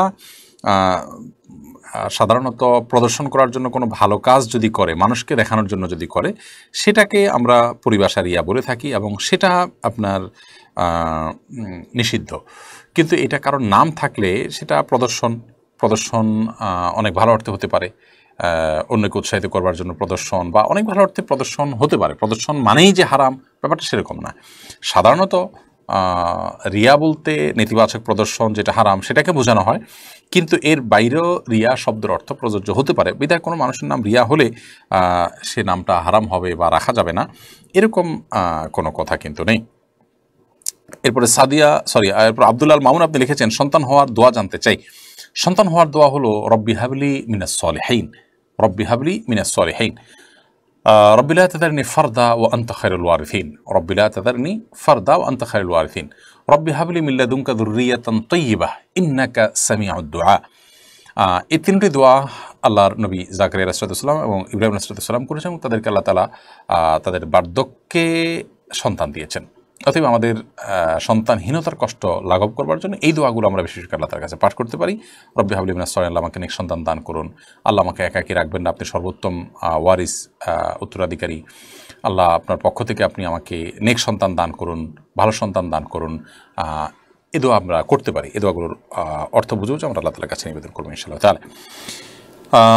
নাহিদ হাসান লিখেছেন, আমার দাড়ি এক মুষ্টির কাছাকাছি কিন্তু অসমান, অর্থাৎ বড় ছোট হয়ে বাড়ে, সেক্ষেত্রে কি কেটে সমান করা যাবে? যদি এক মুষ্টির বেশি হয় তাহলে অতিরিক্ত যেগুলো আছে সেগুলো যদি আপনার জন্য ডিস্টার্বের হয় বা দেখতে অসুন্দর হয় তাহলে সেটা আমরা কেটে সমান করতে পারবেন। কিন্তু এক মুষ্টির নিচে যদি থাকে তাহলে সেক্ষেত্রে যত অসুন্দরই হোক কোনো যুক্তিতে আপনি সেকে ছোট করতে পারবেন না। এমডি আব্দুল আলিম সুজন আপনি লিখেছেন, না ঘুমিয়ে রাত 11টার দিকে তাহাজ্জুদ পড়া যাবে কিনা? তাহাজ্জুদ সাধারণত হুজুদ থেকে, যার অর্থ হলো ঘুম থেকে উঠে যে সালাত আদায় করা হয়, কিন্তু আপনি যদি এশার সালাত আদায় করার পর কোনো সালাত আদায় করেন 2 রাকাত 4 রাকাত তাহাজ্জুদের নিয়তে, তাহলে সেটাও এক প্রকারের তাহাজ্জুদ হবে, যদিও সেটা আক্ষরিক অর্থে যে তাহাজ্জুদের যে আপনার শব্দের অর্থ সেটা এখানে পাওয়া যাচ্ছে না, তারপরে এটা এক প্রকারের তাহাজ্জুদ বা এটাকে কিয়ামুল লাইল বা রাত জেগে সালাত আদায় করা হিসাবে বিবেচিত করা হবে। বিধায় আপনি এটা করতে পারেন। অবশ্যই ভোর রাতে উঠার সামর্থ্য না থাকলে এই সময়ে সন্ধ্যা রাতে আপনি 2-4 রাকাত নামাজ পড়লে সেটা না হওয়ার চাইতে অবশ্যই ভালো, এবং সেটার কারণে আপনি এক ধরনের তাহাজ্জুদ সওয়াব অবশ্যই পাবেন। কারু লতা আইআইডি থেকে আপনি লিখেছেন, আমার সব কিছুতে অশান্তি লাগে, এ থেকে করণীয় কি হতে পারে? দেখুন, আপনি যদি ডিপ্রেশনে ভুগে থাকেন তাহলে ডিপ্রেশন থেকে বাঁচার যে আমলগুলো আছে সেগুলো করবেন। কোরআনটা একটু ভালো করে পড়ার চেষ্টা করুন। আল্লাহুম্মা ইন্নী আউযু বিকা মিনাল হাম্মি ওয়াল হাযান ওয়া আউযু বিকা মিনাল আজজি ওয়াল কাসাল ওয়া আউযু বিকা মিনাল বুখলি ওয়াল জুবন ওয়া আউযু বিকা মিন গালাবাতিদ দাইনি ওয়া কাহরির রিজাল। এই দোয়াটি পড়তে পারেন, যেখানে ডিপ্রেশন থেকে বাঁচার জন্য আল্লাহর কাছে পানা চাওয়া হয়েছে। এর বাইরে ডিপ্রেশন দূরের জন্য কোনো ভালো কাউন্সিলিং নিতে পারেন। কোনো আপনি যে সমস্ত ডাক্তাররা আপনার এ ধরনের ক্ষেত্রে হেল্প করে তাদের শরণাপন্ন হতে পারেন, এবং আপনার অশান্তির ধরন কি, প্রকৃতি কি সেটা জানা গেলে সেটা নিয়ে হয়তো আরও বিস্তারিতভাবে আপনাকে কেউ পরামর্শ দিতে পারবেন। আপনি সেরকম কারো কাছে যাওয়ার চেষ্টা করুন। জোনাকি লিখেছেন, পালক সন্তানের সামনে পর্দার গুরুত্ব কতটুকু? পর্দা এটা নিজের সন্তানের সামনে নিজের সন্তানের সামনে প্রযোজ্য হয় না, কিন্তু পালক সন্তানের সামনে একজন অপরিচিত মানুষের মতোই প্রযোজ্য হবে। যদি পালক সন্তান আপনার দুধ সন্তান হন, অর্থাৎ তার সাথে দুধের কোনো সম্পর্ক হয়, ধরুন আপনি একজন পুরুষ, আপনার স্ত্রী কোনো ছেলেকে পালক এনে তাকে দুধ পান করিয়েছে, তাহলে সেক্ষেত্রে তার সাথে তার দুধের সম্পর্ক হয়ে গেল, তাহলে এই ছেলের সাথে আপনার স্ত্রীর আর দেখা দেওয়া হালাল থাকলো, এখন আর তার জন্য হারাম না। তো এরকম কোনো সম্পর্ক যদি তৈরি হয়ে যায় তাহলে ভিন্ন কথা। যদি সম্পর্ক সেটা না হয়, দুধের সম্পর্ক তৈরি না হয়, তাহলে সেক্ষেত্রে পালক সন্তান আর অপরিচিত মানুষের ভিতরে কোনো পার্থক্য নেই। এই বিষয়টি আমাদের সমাজে অনেকে বোঝেন না। না বোঝার কারণে দেখা যায় যে পালক সন্তানকে নিজের সন্তান মনের মতো মনে করে আমরা অনেকে তার সাথে পর্দা বিধান মেনে চলি না, যেটা আমাদেরকে অনেক গুনাহের ভাগীদার করে ফেলে।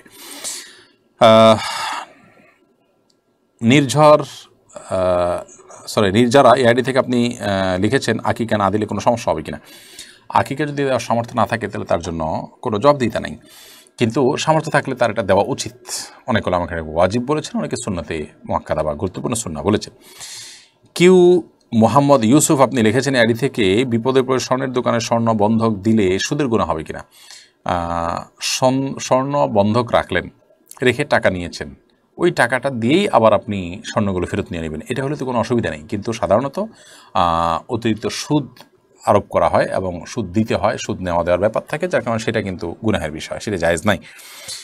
মারুফা ইসলাম আপনি এআইডি থেকে লিখেছেন একটি মেয়ে 20 বছর বয়সে স্বামীহারা হয়েছেন, তার দুটি সন্তান আছে, একটির বয়স 3 বছর আর একটির বয়স 1.5 বছর। এমত অবস্থা তাকে যদি বিয়ে না দেয় বা সে যদি বিয়ে না করে, তাতে কি ওই মেয়ের কোনো গুনাহ হবে? অভিভাবকরা যদি তাকে বিয়ে না দেয় এবং সমাজের মানুষ যদি নানান ছুতায় যদি তাকে বিয়ে থেকে বঞ্চিত করে, তাহলে তারা গুনাহগার হবেন। আর তিনি নিজে থেকে যদি বিয়ে না বসেন এবং বিয়ে না করলে তার কোনো গুনাহে লিপ্ত আর আশঙ্কা না থাকে, নিজেকে নিয়ন্ত্রণ করার মতো সেরকম তার আত্মবিশ্বাস থাকে, তাহলে সেক্ষেত্রে এটি তার জন্য গুনাহের বিষয় হবে না, তার জন্য গুনাহের বিষয় হবে না। কিন্তু সমাজের মানুষ, পরিবারের মানুষ, তারা যদি তাকে বিবাহ থেকে বঞ্চিত করেন বিভিন্ন অজুহাত দিয়ে, তাহলে সেক্ষেত্রে তারা কিন্তু গুনাহগার হবেন। এমনি আজুল আপনি লিখেছেন আমি কারো টাকা মেরে খেয়েছি তাকে না জানিয়ে, সেটা আমি এখন কিভাবে তাকে ফেরত দিতে পারি বা এর পাপ থেকে মুক্ত হতে পারি? যদি তাকে না জানিয়ে আত্মসাৎ করেছেন, এখন তার কাছে ফেরত দেওয়ার সুযোগ থাকলে ফেরত দিবেন। ওই কথা বলে দেওয়া কোনো জরুরি না যে আপনার টাকাটা আমি আত্মসাৎ করেছি, অন্য কোনোভাবে দিয়ে দেন, ভাই কিছু টাকা আপনি পাবেন, রেখে দেন, কীভাবে পাবেন জিজ্ঞেস করেন না। অথবা আপনি তার অ্যাকাউন্টে টাকাটা ঢুকাই দিলেন, তার বিকাশ টাকাটা পাঠিয়ে দিলেন, যেই কোনোভাবে আপনি কৌশলে টাকাটা তার কাছে দিয়ে দিলেন, অথবা তিনি বেঁচে না থাকে তার ওয়ারিসদেরকে দিয়ে দিলেন। যদি তাকে পাওয়ার কোনো সুযোগ না থাকে, তাহলে তার তরফ থেকে গরিব দুঃখীদেরকে দান সাদকা করে দিলেন, ইনশাআল্লাহ আপনি দায়মুক্ত হবেন। অপর্ণা খাদিম আপু এআইডি থেকে আপনি লিখেছেন আমি কলকাতার মুর্শিদাবাদ থেকে দেখছি এখানকার মানুষ বিড়ি বানায়, এরপরে কিছু বলুন। যেহেতু ধূমপান করা গুনাহের কথা, বিধায় এটি তৈরি করাও গুনাহ, যেটি পান করা বা খাওয়া গুনাহ, সেটা তৈরি করাও কিন্তু জায়েজ নয়। সাদিয়া জেমি আইডি থেকে আপনি লিখেছেন আমি প্রাপ্তবয়সী হওয়া সত্ত্বেও আমার বিয়ের কোনো পথ খুঁজে পাই না, অথচ আমার চেয়ে ছোট অনেকের বিয়ে হয়ে যাচ্ছে বা গেছে, আমি হতাশাগ্রস্ত। আমাকে কোনো আমলের কথা বলবেন যাতে তাড়াতাড়ি বিয়ে হয়ে যায়? প্রথমত আল্লাহ তাআলার কাছে সাধারণভাবে দোয়া করতে থাকবেন, চোখের পানি ফেলে, যে আল্লাহ তাআলা আমার জন্য আপনি এটা বিহিত করুন এবং আমার বিয়েটাকে সহজ করে দিন। আপনি আল্লাহর কাছে দোয়া করতে থাকবেন এবং প্রচেষ্টা হতে থাকবে সঠিক পদ্ধতিতে। অনেকে অতিরিক্ত বাছাবাছি করেন, আবার অনেক সময় দেখা যায় ব্যাটে বলে হয় না, ধৈর্য ধারণ করতে হবে এবং সবর করতে হবে, সেই সাথে দোয়া অব্যাহত রাখতে হবে। সাইফুল ইসলাম ফাহাদ লিখেছেন আমরা 2 জন সাউথ কোরিয়াতে এক রুমে থাকি, আমরা 2 জনে কি রুমে জামাতে সালাত আদায় করতে পারবো? যদি আশপাশে মসজিদ খুব ধারে কাছে না থাকে, তাহলে অবশ্যই আপনারা 2 জন মিলে জামাতে নামাজ পড়বেন, একা একা নামাজ পড়ার চাইতে, সেটি আপনাদের করা উচিত এবং এর কারণে আপনারা জামাতে সওয়াব পাবেন ইনশাআল্লাহ তাআলা। খান শাহ আলম আপনি লিখেছেন আড়ি থেকে জায়গা বন্ধক রেখে টাকা নেওয়া কি বৈধ হবে? জায়গা বন্ধক রেখে আপনি যদি টাকা নেন তাহলে সেটা বৈধ হবে, কিন্তু যদি টাকাটা নেওয়ার পর আপনার অতিরিক্ত টাকা আপনাকে দিতে হয়, সুদও দিতে হয় পাশাপাশি, তাহলে সেটা হারাম হবে। অর্থাৎ বন্ধক নেওয়া, বন্ধক রেখে টাকা নেওয়া, এটা মৌলিকভাবে জায়েজ বিষয় এবং কোরআনে সেটা করতে বলেছে। লোন নিলেন কোনো কিছু বন্ধক রেখে, কিন্তু আপনি টাকাটা যখন ফেরত দিতে যাবেন তখন টাকা আপনাকে অতিরিক্ত সুদ হিসাবে দিতে হবে, এটা যদি হয় তাহলে সেটা গুনাহের কথা। আবার যে জায়গা বন্ধক রেখেছেন তিনি যদি সেই বন্ধকি জায়গাটা ভোগ করেন তাহলে তিনি গুনাহগার হবেন। সেক্ষেত্রে আপনি টাকা যা নিয়েছেন তাই ফেরত দেবেন, এরকম যদি হয় তাহলে সেক্ষেত্রে আপনার কোনো গুনাহ হবে না। এমনি হাবিব আপনি লিখেছেন আমি সৌদি আরবে আছি 10 মাস হলো, কিছুদিন যাবৎ পেশাব করার সময় মনে হয় বীর্য চলে আসে, এমনটি হলে কি গোসল ফরজ হয়ে যাবে? যদি আপনার বীর্য বলতে যেটাকে বোঝানো হয়, গাঢ় পদার্থ বের হয় এবং সেটা আপনার বের হওয়ার সময় খাহেশ বা তৃপ্তি অনুভব হয়, তাহলে সেক্ষেত্রে গোসল ফরজ হবে। আর যদি সেরকম কোনো তৃপ্তি ইত্যাদি অনুভব না হয়, বরং এমনিতে বের হয়ে আসে, তাহলে এটা এক ধরনের রোগ। এর কারণে গোসল ফরজ হবে না, আপনি উজু করে নেবেন এবং অপবিত্রতা জিনিসগুলোকে পবিত্র করে ফেলবেন, ব্যাস। আসাদুজ্জামান আসাদ আপনি লিখেছেন, ঘুমানোর দোয়া ঘুমানোর অন্যান্য আমল শেষে বলতে হবে নাকি আগে, বিছানা শোয়ার পর নাকি শোয়ার প্রস্তুতির সময়? দেখুন, ঘুমানোর অন্যান্য আমলগুলো আগে সেরে ফেলবেন। আল্লাহুম্মা বিসমিকা মুতু ওয়াহিয়া সর্বশেষে বলে আপনি ঘুমিয়ে যাওয়ার চেষ্টা করবেন। ইফাত লিজা আপনি লিখেছেন, আমি একজনকে পছন্দ করার কারণে আমার 2 ভাই আমার সাথে গত 2 বছর কথা বলেন না, এক্ষেত্রে আমার করণীয় কি? বিয়ের আগে এই পছন্দ করা এবং পছন্দ করা থেকে সম্পর্ক করা এটা হারাম কাজ। অতএব এই হারাম কাজের কারণে আপনার ভাইরা আপনার সাথে কথা না বললে সেটা প্রশংসনীয় কাজ। আপনি কাউকে যদি ভালো লাগে তাহলে আপনি অভিভাবকদের মাধ্যমে বিয়ের প্রস্তাব পাঠিয়ে বিয়ের ব্যবস্থা করবেন, ব্যাস। এছাড়া তার সাথে আর কোনো যোগাযোগ সৃষ্টি করে সেখানে আপনার সম্পর্ক করা এটা অবশ্যই গুনাহের কথা। সেটা যেন না হয় সেদিকটা আপনাকে খেয়াল রাখতে হবে। যদি সেটা হয়ে থাকে তাহলে সেক্ষেত্রে আপনার ভাইরা আপনার সাথে কথা বলুক বা না বলুক, আল্লাহ তাআলাই তো আপনার উপর অসন্তুষ্ট, সেটা আপনাকে দেখতে হবে। এমনি সাকিব আপনি লিখেছেন, তালাকের উত্তম পদ্ধতি কি? তালাকের সুন্নাহসম্মত পদ্ধতি হলো যে কোনো স্ত্রীর সাথে কোনো স্বামী বনিবনা হচ্ছে না, কোনো স্বামীর সাথে কোনো স্ত্রী বনিবনা হচ্ছে না, তাহলে সেক্ষেত্রে প্রথমত মুখে বুঝিয়ে সমঝিয়ে বা অন্যদের মাধ্যমে বুঝিয়ে সমঝিয়ে কোনোভাবে যদি সমস্যার সমাধান করা যায় সে চেষ্টা করতে হবে। বিভিন্নভাবে চেষ্টা করা হয়েছে, কোনোভাবে সমাধান হয়নি এবং সমাধানের আশাও খুবই ক্ষীণ। এরকম যদি হয় তাহলে সেক্ষেত্রে স্ত্রীর সাথে স্ত্রীর মাসিক হওয়ার পর, মাসিক থেকে পবিত্র হওয়ার পর শারীরিক সম্পর্ক করার আগে 1 তালাক দেওয়া, এটা হলো সর্বোত্তম তালাক এবং সুন্নাহসম্মত তালাক। এরকম তালাক দিয়ে আপনি রেখে দিলেন, 1 মাসের মধ্যে যদি নিজেদের মধ্যে বনিবনা হয়ে যায় আপনি চাইলে প্রত্যাহার করতে পারবেন, 2য় মাসের মধ্যে আপনি প্রত্যাহার করতে পারবেন, 3য় মাস সবার হয়ে গেছে, 3য়বার মাসিক হয়ে গেছে, বা শেষ, এখন আপনি আর প্রত্যাহার করতে পারবেন না। কিন্তু এরপরও যদি 1 তালাক দিয়ে থাকেন তাহলে জীবনে আবার কখনো যদি আপনার একত্র হতে চান, শুধুমাত্র নতুন করে বিয়ে পড়ে নিলে দুজন একত্র হতে পারবেন। এই জন্য তালাকের উত্তম পদ্ধতি হলো এটি, সুন্নাহসম্মত পদ্ধতি। এছাড়া রাগ উঠলো, তালাক দিয়ে দিলাম, মাসিকে আছে না পবিত্রতা অবস্থায় আছে, পবিত্রতা অবস্থায় যে আছে সেই পবিত্রতায় কি সহবাস হয়েছে কি হয়নি সেসব বিবেচনা নাই, তালাক আসলো আর দিয়ে দিলাম, এটা নাজায়েজ তালাক, গুনাহের কথা। তবে এভাবে দিলেও তালাক হয়ে যাবে হানাফি মাযহাব অনুযায়ী, অন্য উলামায়ে কেরাম অবশ্য অনেকে ভিন্ন মত পোষণ করেন। ফারিয়া ইসলাম খুশবু এর থেকে লিখেছে, আপনি কি কি আমল দ্বারা দোয়া কবুল হবে? দোয়া কবুলের কিছু সময় আছে, সেগুলো দোয়া কবুলের জন্য গুরুত্বপূর্ণ। আবার দোয়া কবুলের জন্য দোয়ার আগে পরে দুরূদ পাঠ করা, আল্লাহর প্রশংসা করা, সেটা খুবই গুরুত্বপূর্ণ। হালাল উপার্জন করা আরও বেশি গুরুত্বপূর্ণ দোয়া কবুলের জন্য। এবং কায় মনোবাক্যে দোয়া করা, আল্লাহ কবুল করবেন সেই দৃঢ় বিশ্বাস রেখে দোয়া করা এবং মনোযোগের সাথে দোয়া করা, এগুলো দোয়া কবুলের জন্য অনেক গুরুত্বপূর্ণ বিষয়। এরপরে মারিয়াম জামিলা আপনি লিখেছেন, গাছের মেহেদি পায়ের নখে দেওয়া যাবে কিনা? কোনো অসুবিধা নেই। আমরা অনেকে মনে করি মেহেদি এটা মাথায় বা দাড়িতে দিতে হয়, এটা বোধ হয় নখে দিলে অপমান হয়। দাড়িতে বা চুলে আমরা তো তেলও দিই, তাহলে আমরা কি সেটা নখে দিব না? অতএব এগুলো আমাদের নিজেদের বানানো বিভিন্ন রকমের কুসংস্কার জন্য বিশ্বাস এবং মনগড়া কথা, কোরআনের সাথে কোনো সম্পর্ক নেই। আমরা মেহেদি মাথায় বা মাথার চুলে কিংবা দাড়িতে যেরকম দিতে পারি, ঠিক একইভাবে হাতে কিংবা পায়ের নখেও দিতে পারি, কোনো অসুবিধা নেই। যদিও এটা মেয়েদের জন্য, মেয়েরা এটা দিয়ে সৌন্দর্য বর্ধন করবেন সেটাই সুন্নাহ, পুরুষদের জন্য এটা দেওয়াটা সুন্নাহ না, বিশেষ করে হাতের নখে, হাতে পায়ে নখে ইত্যাদিতে। চুলে বা দাড়িতে পুরুষরা দিতে পারে, কিন্তু হাতে পায়ে মেহেদি পরা এটা দেওয়া, এটা মেয়েদের জন্য সুন্নাহ। নবী সাল্লাল্লাহু আলাইহি ওয়াসাল্লামের সময় মেয়েরা হাতে পায়ে মেহেদি দিতেন, কিন্তু পুরুষ কোনোদিন দিতেন না, এবং তিনি মেয়েদের এবং ছেলেদের হাতের পার্থক্য বুঝতেন হলো মেহেদি দিয়ে। রহমতুল্লাহ এই আইডি থেকে আপনি লিখেছেন, এক ব্যক্তি শেষ সাথে এক বৈঠকে 1 সালামে 3 রাকাত পড়েন, তবে তিনি নিয়ত করেন প্রথম 2 রাকাত তাহাজ্জুদ আর শেষে 1 রাকাত বিতির, এভাবে পড়া শুদ্ধ হবে কিনা? এটা যদি আপনার কখনো সময় নাই, একেবারে শেষ মুহূর্তে আসেন, সেক্ষেত্রে আপনি এরকম নিয়ত করতে পারেন। কিন্তু নবী রাসূলুল্লাহ সাল্লাল্লাহু আলাইহি ওয়াসাল্লাম সাধারণত 3 রাকাত বিতির পড়তেন, তার মানে তার বাইরে তাহাজ্জুদ ছিল। এটা আপনার নিয়মিত আমল হওয়া উচিত না। আপনার নিয়মিত আমল হবে যে আপনি 2 রাকাত হোক 4 রাকাত তাহাজ্জুদ পড়বেন, তারপর আপনি বিতির পড়বেন।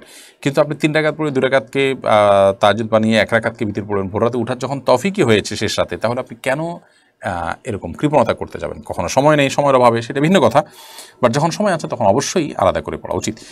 শরীফুল ইসলাম আপনি লিখেছেন, আমার মামার বাড়ির যে সম্পদ আমার মা পাবে, যদি আমরা সেই সম্পদ না আনি তাহলে কি আল্লাহর আইনের বিরোধিতা করা হবে?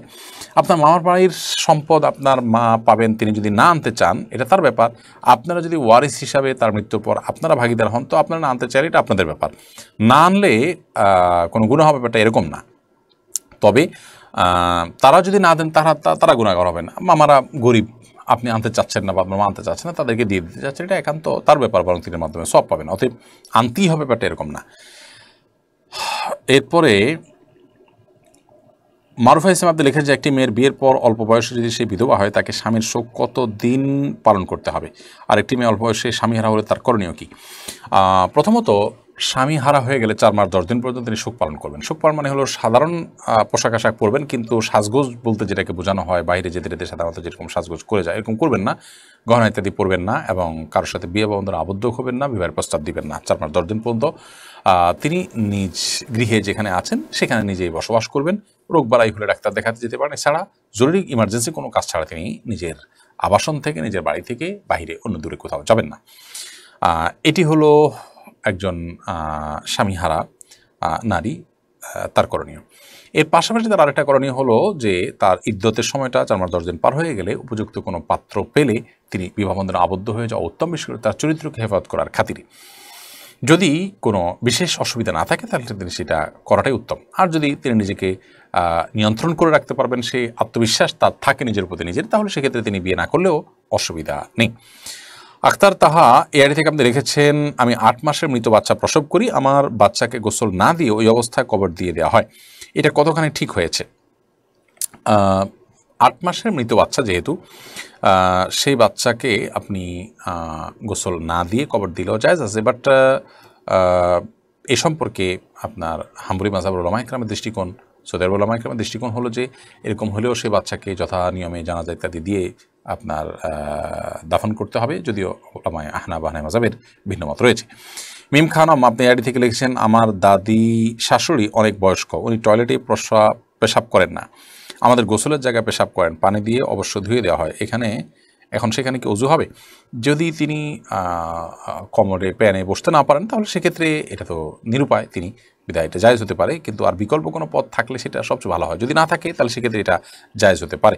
এমনিতে সাধারণ অবস্থাতে যেটা ওযুর জায়গা, যেটা গোসলের জায়গা, ওখানে পেশাব করা হাদিসে নিষেধ আছে। অতএব সম্ভব হলে একটু সাইডে, যেখানে আপনার ওই যে কি জানি পানি যাওয়ার যে ঢাকনাটা আছে, যে ছিদ্রটা থাকে, ওইটা কাছাকাছি বসায় করা হলো, একেবারে আলাদা করা হলো, এরকম করতে পারলে ভালো, বা কোনোভাবে যদি আলাদা করা যায় সেটা উত্তম, কিন্তু নিরুপায় হিসাবে এটি করার কারণে ইনশাআল্লাহ গুনাহ হবে না। রুম্মান আহমেদ আপনি লিখেছেন, রেকর্ডেড তেলাওয়াত শুনলে কি সওয়াব হবে?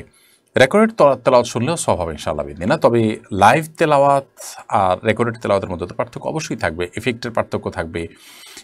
আমরা যখন এটাকে রুকিয়ার নিয়ত করব তখন লাইভ তেলাওয়াতের যে প্রভাব, রেকর্ডেড তেলাওয়াতের প্রভাব সেটা হবে না সন্দেহাতীতভাবে, কিন্তু রেকর্ডেড তেলাওয়াতও যদি আমি শুনি মনোযোগ দিয়ে, অবশ্যই তার মাধ্যমে আমরা সওয়াব পাবো ইনশাআল্লাহ তাআলা।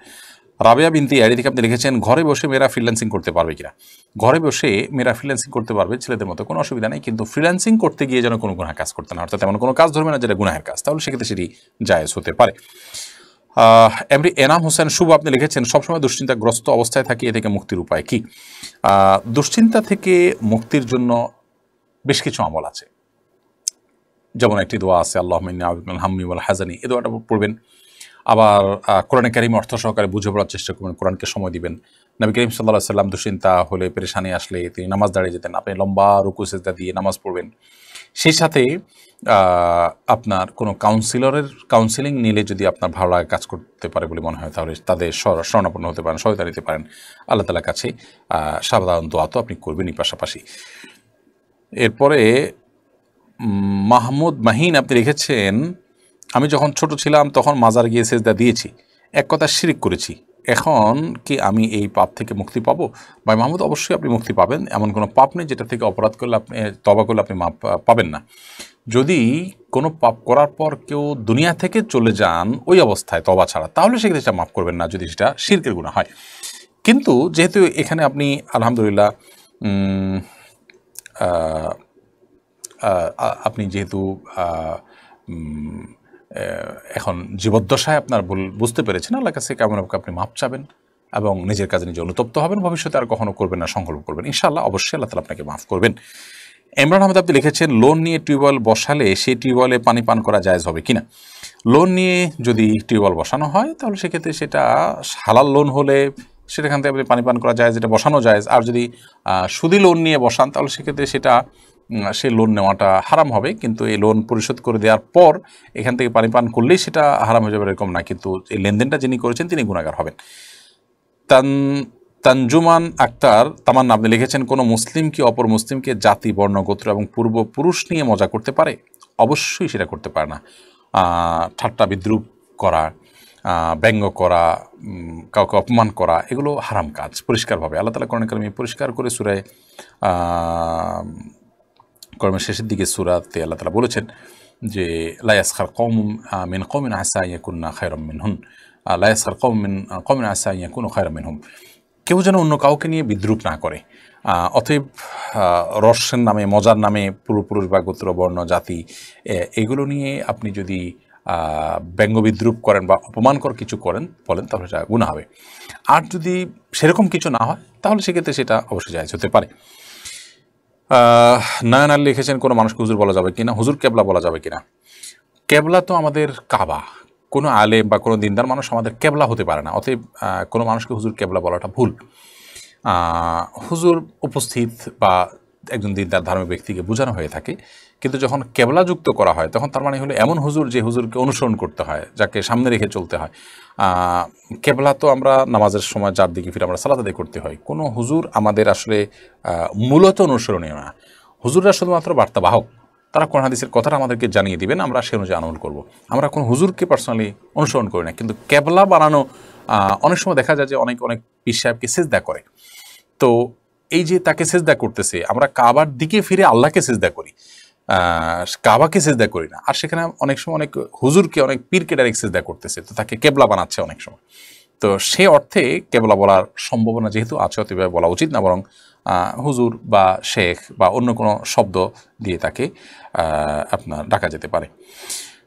আজকে অনেক প্রশ্ন আসছে দুশ্চিন্তা এবং হতাশা নিয়ে, এবং খুবই চিন্তার একটি বিষয় হলো যে আমাদের দেশে আত্মহত্যার প্রবণতা এত বেশি বেড়েছে যে পৃথিবীর 10টি আত্মহত্যা প্রবণ দেশের তালিকা আমাদের দেশ প্রবেশ করে গেছে। এবং বেশ কিছুদিন আগে একটা জরিপের কথা আমরা জানি যে শুধু বিশ্ববিদ্যালয় শিক্ষার্থীদের মধ্যে এক বছরে 100-র বেশি বিশ্ববিদ্যালয় শিক্ষার্থী আত্মহত্যা করে দুনিয়া থেকে চলে গেছে। খুব ভয়াবহ একটা বিষয়। আমাদের সমাজে মানুষ সুখে ছিল, এখন আমাদের দালান কোঠা বেড়েছে, আমাদের অনেক কিছু বেড়েছে, বাট সুখটা কমে গেছে। এর অন্যতম এবং প্রধান কারণ হলো আমরা দিন থেকে অনেক দূরে সরে যাচ্ছি। আল্লাহ থেকে যখন মানুষ দূরে সরবে তখন মানুষের মধ্যে ডিপ্রেশন এটা অনেক বেশি জেগে বসবে এবং অশান্তি আস্তে আস্তে বাড়তে থাকবে। বাংলাদেশে এই যে দুশ্চিন্তা এবং হতাশা মানুষকে ঘিরে ধরার যে ঘটনাগুলো সেগুলো বেড়ে যাওয়া, এটা সন্দেহাতীতভাবে আমাদের জন্য অনেক বড় একটা অ্যালার্মিং একটি বিষয়। এটা আমাদেরকে যে অ্যালার্মটা দিয়ে থাকে সেটা হলো যে আমরা আল্লাহ থেকে দূরে সরে যাচ্ছি, আমরা আখিরাতের প্রতি বিশ্বাস থেকে দূরে সরে যাচ্ছি, আমরা মানসিকভাবে সুখে নাই, আমাদের শিক্ষার হার বাড়ছে, আমাদের আপনার অনেক কিছু বাড়ছে, আমাদের আয় রোজগার বাড়ছে, আমাদের বাহ্যিক উন্নতি হচ্ছে, বাট আমাদের ভেতর থেকে আমরা আমাদের আসল যে সুপ্ত শক্তি সেটা হারিয়ে ফেলছি, তাকওয়ার শক্তিটা হারিয়ে ফেলছি। এই জন্য আল্লাহভীরু হওয়া, আল্লাহমুখী হওয়া, আখিরাতমুখী হওয়া, কোরআন হাদিসের কাছাকাছি আসা এবং ধর্ম সিরিয়াসলি চর্চা করা, এটা এই অশান্তি থেকে বের হওয়ার প্রধান উপায়। আপনি তুলনামূলকভাবে ধার্মিক মানুষগুলোর মধ্যে আত্মহত্যার প্রবণতা নেই বললে আপনি চলে। বিধায় এই অবস্থা থেকে মুক্তির জন্য আল্লাহর দিকে আমাদেরকে ফিরে আসতে হবে, এবং ইমানদার কখনো হতাশাগ্রস্ত হয়ে অন্তত আত্মহত্যার পথ বেছে নিতে পারে না। আল্লাহ বলেছেন ওয়ালা ইয়াসমির ইল্লাল কওমুল কাফিরুন, আল্লাহর রহমত থেকে কাফির ছাড়া অন্য কেউ নিরাশ হতে পারে না। আল্লাহ বলেছেন লা তাকনাতু মির রাহমাতিল্লাহ, তোমরা আল্লাহর রহমত থেকে নিরাশ হবে না। বিধায় নৈরাশ্য এটা কুফরি।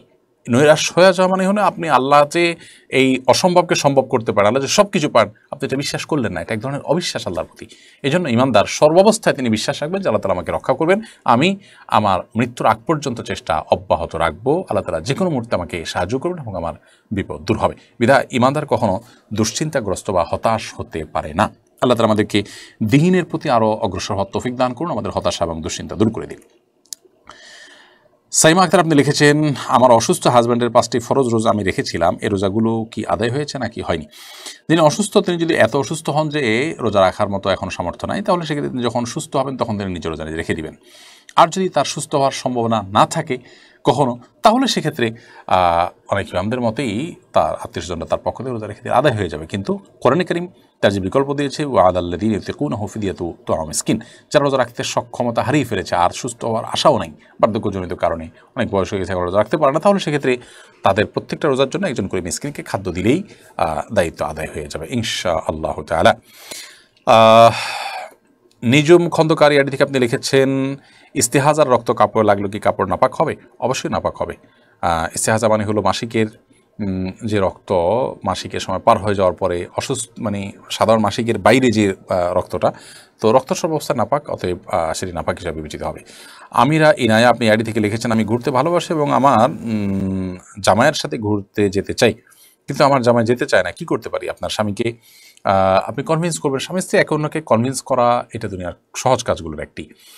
কনভিন্স করার জন্য আপনার যে স্যাক্রিফাইস করা দরকার, যা করা দরকার সেটা করবেন। এটা প্রত্যেক স্বামী স্ত্রী যার যার নিজেরটা নিজে ভালো জানেন। তারপরেও যদি একেবারে তিনি বেলাইনের হয় যে তাকে কোনোভাবে কনভিন্স করা যায় না, তাহলে সেক্ষেত্রে আপনি নিজের চাহিদাকে কন্ট্রোল করেন, অথবা অন্য কাউকে তাকে বোঝান। দুনিয়াতে সব শখ পূরণ করে ফেললে তাহলে জান্নাত কেন? কিছু শখ তো আমরা জান্নাতের জন্য, আখিরাতের জন্য রাখতে হবে, যে আমি এটা বেটা বলা হচ্ছে না, অতএব আমি সবর করবো, ধৈর্য ধারণ করবো, আল্লাহর বলে আমাকে জান্নাতে দেবেন ইনশাআল্লাহ তাআলা। নওশিন তারান্নম ইমা আপনি লিখেছেন, মৃত ব্যক্তিকে স্বপ্নে দেখলে নাকি তার কবরে গিয়ে জিয়ারত করতে হয়, কথাটা সত্যতা জানতে চাই। মৃত ব্যক্তিকে স্বপ্নে দেখলেই তার কবরে যে জিয়ারত করতে হবে এটা আবশ্যক নয়। তবে মৃত ব্যক্তিকে স্বপ্নে আমরা দেখলে তাকে যদি মনে হয় যে তিনি ভালো আছেন তো আলহামদুলিল্লাহ, যদি মনে হয় তিনি কষ্টে আছেন তাহলে তার তরফ থেকে যা যা করা যায়, দান সাদেকা দোয়া, সেগুলো আমরা করতে থাকবো। কিন্তু তাকে দেখলেই কবরে যেতে হবে এমন না, কবরে এমনি মাঝে মধ্যে যাওয়াটা সুন্নাহ, সেটা ভিন্ন বিষয়, দেখার সাথে কোনো সম্পর্ক নেই। সাদিয়া ইসলাম প্রিয়া আপনি লিখেছেন, মেয়েদের কবরস্থানে যাওয়া নিষেধ কিনা, এই সম্পর্কে যদি একটু বুঝিয়ে বলতেন। দেখুন, মেয়েদের কবরস্থানে যাওয়া নিয়ে আমাদের দুটি মত আছে। অনেক ওলামা ইকরাম বলেছেন মেয়েরা কবরস্থানে যাবে না, গেলে গুনাহ হবে। অনেক ওলামা সেটিকে অনুমোদন করেছেন। মূলত হাদিসে আসছে নবী সাল্লাল্লাহু আলাইহি ওয়াসাল্লাম নারীরা অতিরিক্ত কবর জিয়ারত করে যারা, তাদের প্রতি লানত বর্ষণ করেছেন। এই বিষয়ে দুই মতকে বিশ্লেষণ করার পর এবং দলিলগুলোকে পর্যালোচনা করার পর যেটি আমাদের কাছে মনে হয় তা হলো যে নারীরা যদি অত্যধিক কবরে না যায় এবং সেখানে গেলে নিজেরা নিয়ন্ত্রণ হারিয়ে আবেগ তাড়িত হয়ে কোনো কিছু করে ফেলবেন এরকম আশঙ্কা না থাকে, তাহলে সেক্ষেত্রে মাঝে মধ্যে তারা কবরে যেতে পারেন, যাওয়া জায়েজ হতে পারে। শারমিন আক্তার আপনি রেখেছেন, আমি যে স্বপ্ন দেখি সেটি সত্য হয়ে যায়, ইসলামে এর ব্যাখ্যা কি? সব স্বপ্ন সত্য হয়ে যায় মোটেও তা নয়। আপনার কাছে মনে হতে পারে, আপনি বহু স্বপ্নই দেখেন যেগুলো আসলে যা দেখেন তা হয় না। তবে অনেক ক্ষেত্রেই আমরা যা দেখি সেটা পরবর্তীতে ঘটে যায়, এটা অস্বাভাবিক কিছু না। এর মাধ্যমে আপনি নিজের বুজুর্গির বা আপনি খুব আল্লাহ ভীরু এরকম কিছু প্রমাণ হওয়া জরুরি না। আবার এটার কারণে আপনি ভবিষ্যদ্বাণী করা শুরু করলেন যেটা দেখছি এটা হবেই এমনটাও জরুরি না, কারণ যা দেখেন আসলে তার সব কিছুই সত্য হয় না, অনেক কিছু হয়তো হয়, এটা সবার ক্ষেত্রেই হয় কম বা বেশি। নাজরুল ইসলাম সুমন আপনি লিখেছেন, একটা মেয়ে তার স্বামীর সাথে 6-7 মাস একসাথে থাকে না, তারপর সেই মেয়ের ডিভোর্স হয়েছে, এখন কি অন্যত্র বিয়ের জন্য 3 মাস অপেক্ষা করতে হবে? 6 মাস 7 মাস গ্যাপ থাকুক বা 6 বছর গ্যাপ থাকুক, যদি বিবাহিত স্বামী স্ত্রীর মধ্যে ডিভোর্স হয় তাহলে সেক্ষেত্রে অন্যত্র বিয়ের আগে অবশ্যই তাকে ইদ্যত পালন করতে হবে 3 মাস, তারপরে তিনি অন্যত্র বিয়ে বন্ধনে আবদ্ধ হবেন। স্বামীর সাথে স্ত্রীর সাক্ষাৎ হয় নাই, দুজন দুই দেশে ছিলেন, এই অজুহাতে আপনার ইদ্যত বা এই যে গ্যাপটা আছে সেটা না দিয়ে অন্যত্র বিয়ে বসা যাবে না, ডিভোর্স হলে সাথে সাথে বিয়ে বসতে পারবে না। সঞ্জিদা চৌধুরী পর্ণা এর থেকে আপনি লিখেছেন, স্বামীর অনুমতি ছাড়া সংসারের টাকা দান সাদেকা করা যায় হবে কিনা? যদি মনসম্মতি থাকে, আসে না যেন স্বামী স্ত্রীর মধ্যে বোঝাপড়া থাকে যে হ্যাঁ পকেট থেকে স্ত্রী নিচ্ছে দিচ্ছে, স্বামী জানেন কিছু বলেন না, তার মানে মনসম্মতি আছে, এরকম হলে জায়েজ আছে। তিনি যদি জানেন স্বামী এরকম যে হ্যাঁ কিছু টাকা টুকটাক দান করা হয়, যেই টাকা দিলে আপনার স্বামী জানলে নাখোশ হবেন, আপনি জানেন, সেটা দেওয়া জায়েজ হবে না। আইরিন শিকদার লিখেছেন, প্রেগনেন্সির সময় কি মেহেদি দেওয়া নিষেধ? না, এমন কোনো কথা নেই, মেহেদি সর্বাবস্থায় দিতে পারেন, প্রেগনেন্সির সময় দিতে পারেন, অন্য সময় আপনি দিতে পারেন। আরজু আহমেদ আপনি লিখেছেন, আমি কুয়েত থেকে বলছি, কম দামে ভিসা কিনে বেশি দামে বিক্রি করা যাবে কিনা? ভিসা কিনে যখন বিক্রি করবেন মিথ্যা কথা বলে প্রতারণা করে যদি বিক্রি করেন সেটা নাজায়েজ হবে। আর এমনিতে ভিসা কেনা বেচা নিয়ে একটু আলাপ আছে, এটা সরকারি ফি, মূলত ভিসা ফি, সেটাকে আপনি বাড়িয়ে দিচ্ছেন কিসের ভিত্তিতে? যদি এখানে আপনার শ্রম থাকে, মেধা থাকে বা বাড়ানোর কোনো যৌক্তিক গ্রাউন্ড থাকে সেক্ষেত্রে আপনি বাড়িয়ে দিতে পারেন। সেক্ষেত্রেও অযৌক্তিকভাবে মানুষ জানে না তার মূল্য দাম, আপনি ঠকিয়ে মানে 2000 রিয়ালের ভিসা আপনি 10,000 রিয়াল বিক্রি করলেন বা কয়েক হাতে 10,000 রিয়াল সেটা দাম উঠে গেল, এটা অবশ্যই অন্যায় কাজ, গর্হিত কাজ, এটা হওয়া উচিত না। মোহাম্মদ আলামিন আপনি লিখেছেন, আমি একটা সুদখোরের বাসায় ভাড়া থাকি, এতে কি আমার গুনাহ হবে? তার বাসাটা যদি সে তার হালাল উপার্জন থেকে করে থাকে তাহলে সেক্ষেত্রে সে সুদখোর কেনা ঘুষখোর এটা আপনার দেখা গুরুত্বপূর্ণ না, আপনি নিজের টাকা দিয়ে হালাল বাসায় থাকতে পারেন, তার সুদের কারবারের জন্য সে আলাদা গুনাহগার হবে। আর যদি বাড়িটা আসে হারাম টাকার উপরে নির্মাণ করে এরপর দাঁড়িয়ে থাকে তাহলে সেক্ষেত্রে অবশ্যই আপনার, যদিও নিজের হালাল টাকা দিয়ে আপনি সেখানে ভাড়া থাকছেন, তারপর আপনি বিকল্প কোনো ভালো বাড়ি যেটা হারামের উপর দাঁড়িয়ে নেই সেটার উপর সেটা ভাড়া থাকতে পারলে ভালো হয়। কিন্তু এখানে ভাড়া থাকলে আপনার গুনাহ হয়ে যাওয়াটা এরকম না, তার সুদের দায় তার উপরে বর্তাবে, আপনার উপরে বর্তাবে না আপনি হালাল টাকা দিয়ে ভাড়া থাকলে ইনশাআল্লাহ বিদিনিল্লাহ। আল্লাহ আলবি সব। প্রিয় দর্শক, দেখতে দেখতে আমরা 1 ঘন্টার বেশি সময় পেরিয়ে গেছি এবং আজকেও প্রায় 100-র কাছাকাছির মতো প্রশ্ন উত্তর আমরা দিয়েছি। আল্লাহ রাব্বুল আলামিন কোরআন এবং হাদিসের আলোকে যে কথাগুলো আমরা জানলাম, শুনলাম, বুঝলাম সেগুলো অনুযায়ী আমাদেরকে আমল করার তৌফিক দান করুন এবং আমাদের অজানা বিষয়গুলোর ইলম আমাদেরকে আল্লাহ তাআলা দান করুন, ইখলাস আমাদেরকে দান করুন। আজ এই পর্যন্তই। আল্লাহ যদি বাঁচিয়ে রাখেন, সুস্থ রাখেন, নিরাপদে রাখেন, ইনশাআল্লাহ বিদিনিল্লাহ আগামী সপ্তাহে আবারও একই সময় দেখা হবে। সে পর্যন্ত আল্লাহ সবাইকে ভালো রাখুন, নিরাপদ রাখুন, সুস্থ রাখুন। জাযাকুমুল্লাহু খায়রা। আসসালামু আলাইকুম ওয়া রাহমাতুল্লাহি ওয়া বারাকাতুহু। আসুন্নাহ ফাউন্ডেশন, উম্মার